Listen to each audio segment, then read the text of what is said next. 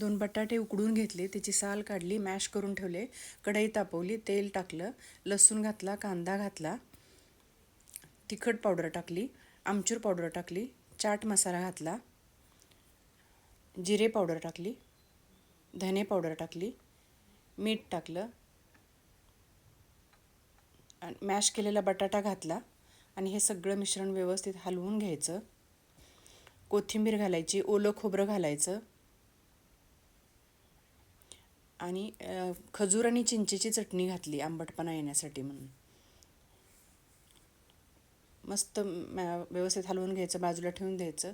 दुसऱ्या एका प्लेटमध्ये बारीक शेव घेतली, कांदा घेतला, डाळिंबाचे दाणे घेतले, कोथिंबीर घेतली आणि हे सगळं चौकोनी आपली 2 क्रॅकजॅकची बिस्किट आहेत त्याच्यामध्ये घालून घेतलं व्यवस्थित आणि ह्या शेवेमध्ये बुडवून घ्यायचं व्यवस्थित.